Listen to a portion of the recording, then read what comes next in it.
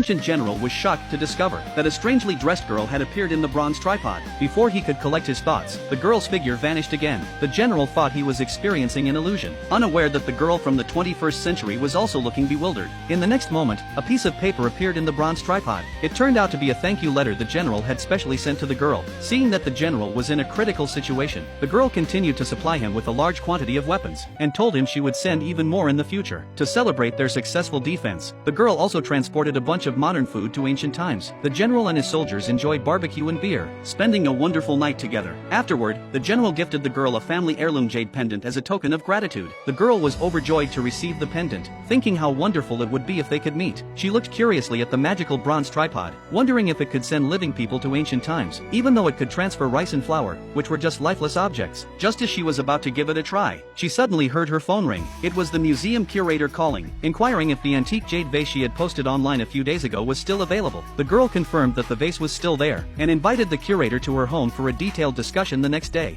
After a thorough investigation, the curator determined that the vase was actually an antique from 3,000 years ago, and its market value could reach up to $300 million. The girl was stunned, and immediately sold the vase to the curator. At that moment, the curator began to tell her about a general from that dynasty's heroic deeds. The girl instantly realized that the general the curator spoke of was the young general she knew. Unexpectedly, the curator added that the general was too capable, which made the emperor wary, and he was assassinated at a young age by the emperor's orders. Upon hearing this, the girl decided to quickly pass this news to the general. She used the money she received to buy a large amount of supplies for the general, causing her neighbors to think a disaster was about to happen, and they rushed to stockpile resources. Then the girl used the bronze tripod to send a message to the general, urging him to prepare a large warehouse for the supplies, and suggesting that he declare himself king. Just as the general was puzzled about the girl's intentions, his subordinate joyfully entered, saying that the divine beings had sent them many resources. Just then, the vice general walked in, holding a killer, who was found to have a secret letter from the emperor. The letter contained the emperor's orders to the vice general to assassinate the general. Seeing the general execute the killer, the vice general immediately knelt down, pledging his loyalty, claiming he would never harm the general. Then the two subordinates suggested the general declare himself king, or else the emperor would definitely not spare him. The general thought about the support he had from the bronze tripod and the girl, realizing that to protect himself, he had no choice but to rebel against the emperor. He ordered the distribution of supplies to every household in the city, and then wrote a letter to contact the girl from the future, stating that the city had 180,000 citizens who would resist the 300,000 invading enemies at all costs. If they achieved a great victory this time, he would build a temple for the girl. The girl also promised to do her utmost to support the general.